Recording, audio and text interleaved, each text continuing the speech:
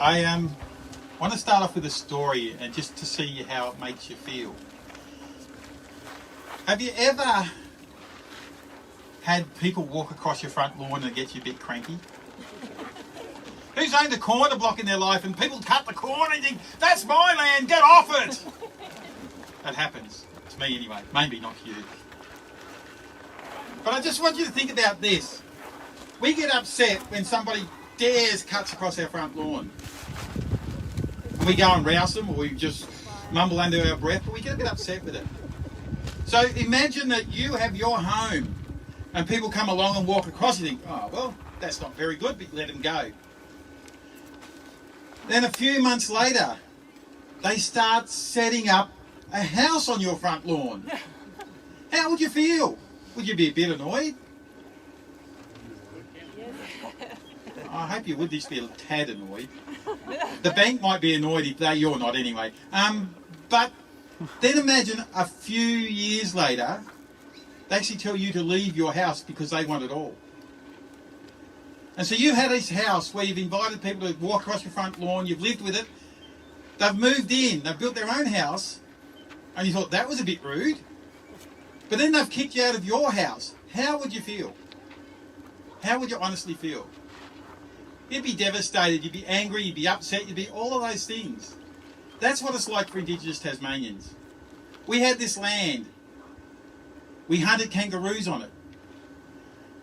We weren't many, but there was 9 nations living in Tasmania when white man come. And I was actually thinking how I was going to say this morning. I was thinking in 1803, the ship sailed up the harbour and I was going to say Tasmania was settled. And then I thought, even that language, what does it invoke in you? Mean settled? That means no one owned it before. So it wasn't actually settled. They landed here in 1803 and started taking over the country. Then the following year was the first recorded massacre in Tasmania. In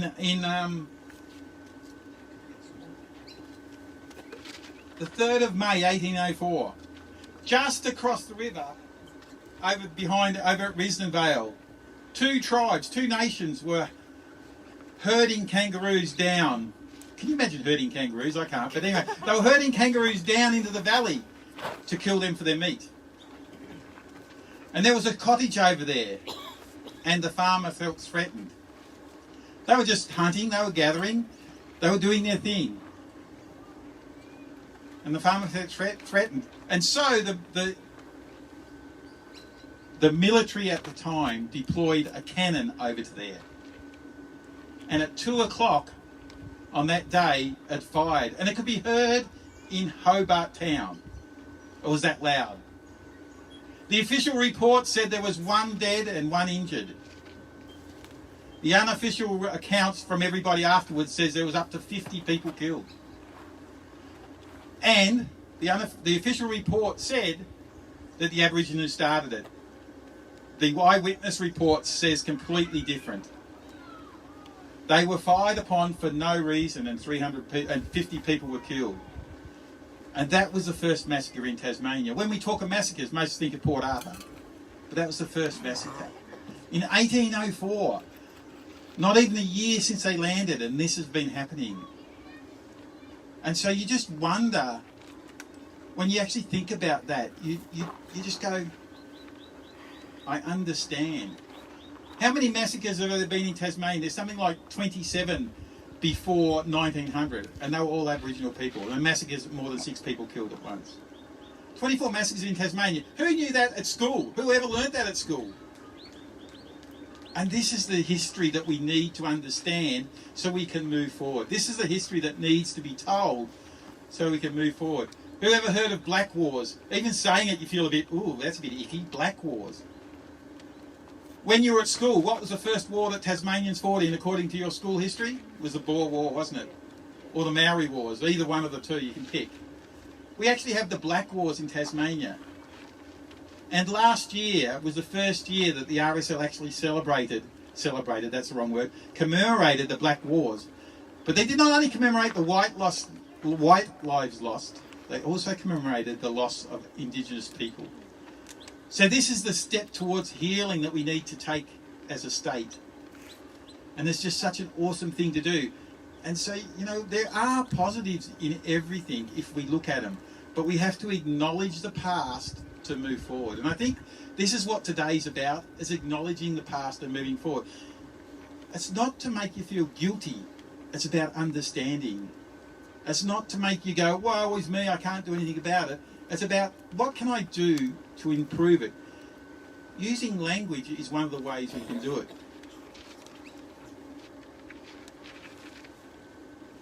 Between 1823 and 1832, in the settled lands, which is basically the Midlands, 60% of all indigenous Tasmanians in that area were wiped out. 60%. Have you ever think about that? 60% of Tasmanians were wiped out. Indigenous Tasmanians were wiped out in that period. Not only were they hunted, they had no rights. So, if they were caught and went to trial for something, they weren't allowed to speak on their behalf because they weren't considered human enough. Can you imagine that? Not being able to defend yourself in a court of law because you weren't considered human enough? That's what was happening. And there's a quote in a book I'm reading, it's from a Hobart Gazette, Colonial Gazette, and it was talking about indigenous people not caring for land. They have no rights over it, they don't care, they only care about power, and because we have the power, we have the right. That's what the colonialists were saying. And so we ended up with this country that's been settled, and in 1828, which is 5 years before slavery finished in the UK, it was still happening in Tasmania, the Tasmanian government actually decided to move everybody off the state. They were going to put us all in the northeast corner of up near Scottsdale Way, but they said, no, that's not good enough, they'll still come back. So they moved us off to Cape Barren and Flinders Island and places like that. So we were actually forcibly removed from the country we grew up on. Can you imagine that today? Can you imagine what would happen if that was you today? It is really, really hard to think about it. So Campbelltown there was about 6 massacres around Campbelltown over a period of 10 years.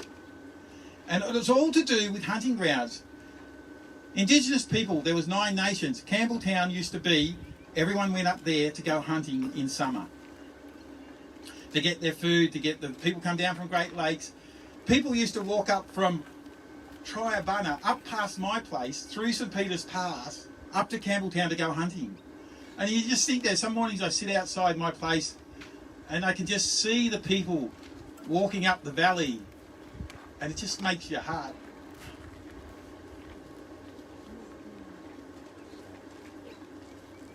It makes your heart miss a beat when you think about what was and now what is.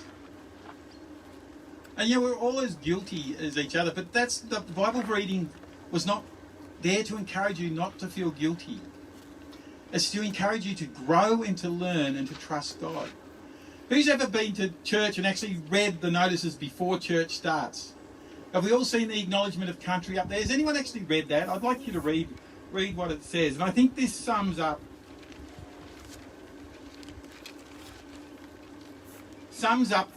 what God wants us to do.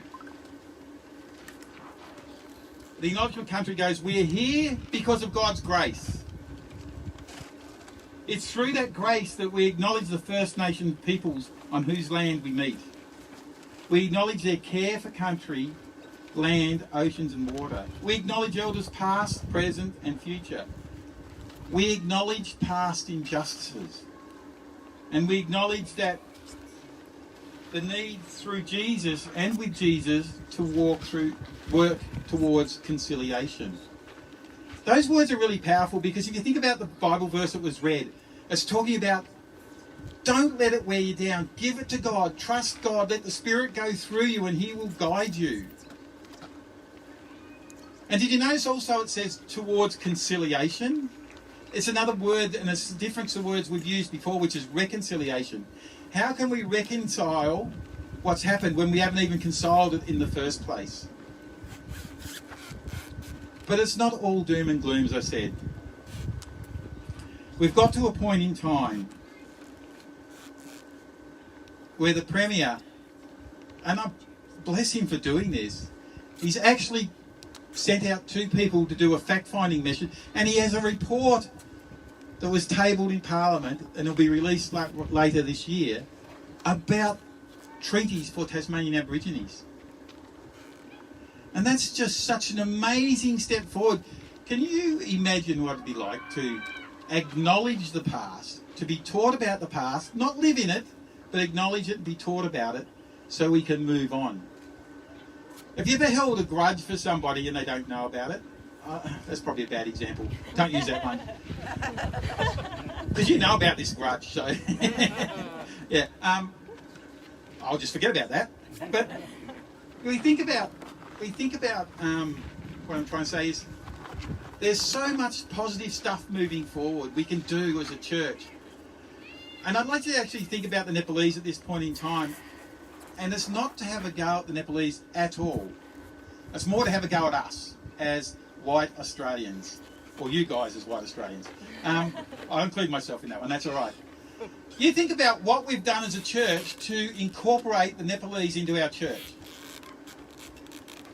We went on camp. We've hired interpreters. We dual language some of our services. We went on camp. We let them have their own meals. We let them do their own things. And why did we do that? Because it's the right thing to do. But then we have our indigenous history on this hand where we're just ignoring it. Has anyone ever actually thought about yarning circles? That's one of the common terms, or there's other words. But a yarning circle is a place where Aborigines just sit in a circle round a bushfire, round a campfire, and let conversation happen. And they do that because the fire is a focal point. Because typically Indigenous really do not like looking into other people's eyes. And so it's a way to focus the conversation without actually having to look at anybody. And then the other thing is, we hate indoors. Most Indigenous people do not like being indoors. But what do we do about it as a church? How do we actually fix those and address those things going forward? And so it's a challenge for the leadership of the church, it's a challenge for the church itself. But unless we can change, unless we can make things better, how can we expect anyone else to? This is a chance to lead. This is a chance to actually show our understanding. And it's such an awesome opportunity we have. I love this country. I love the people. I just want the people to understand what it means to be Indigenous. I want the people to be able to go, I can see where your pains come from, and I now understand your pain. And that's what most Tasmanian Aborigines want. People to understand the history and not dismiss it. To people to be taught the history and not dismiss it, so we can actually learn lessons from it. So we can move forward together as one. Wouldn't that be an awesome thing that if, in 2 years' time we were here celebrating Aboriginal Sunday when the treaty's been signed, when the Truth-Telling Commission's in place, when we can get up here and say, agree on past injustices and move forward together. And that's what God wants us to do. God wants us to actually move forward together. God wants to challenge your heart about these injustices and about other things as well. He wants you to think about it. He wants you to mull on it. He wants you to pray about it. But he wants you to take action about it. That's what those Bible verses were talking about. It wasn't saying, oh, wow, that's really sad, let's move on. It was saying, this is wrong. What are we going to do to address it? And we have to do it. And you can't expect, this is the flip side for white Australian, white Tasmanians. You can't expect Tasmanians Aborigines to agree with you because we have 9 nations trying to get a common goal. What's the Aboriginal name for Tasmania? I can never pronounce it right. Latrua, I think, is in the official correspondence. Half the nations call it Trowana. So we can't agree as Aboriginal nations on what they even call Tasmania. So when you talk to an Indigenous person, it's not one case fits all. It's not one solution fits all. And that's why the Premier said this is such a complicated solution, because it's not about one nation. It's about 9 nations and a state coming together, recognising the past and moving forward. So my plea, my prayer, my request is that as we go from here, keep the Tasmanian government in your prayers, encourage it. Encourage them to continue forward for this. And when we talk about Indigenous people, when we talk about Tasmania, watch your language to actually be inclusive. So no more wilderness talk. It's the other side of the island. It's where not many people live anymore, but it was never wilderness. It was never wilderness. It's not about being settled in Tasmania. It's not about white settlers coming here. It's about people coming here and taking over country that didn't belong to them. And we have to own up to that.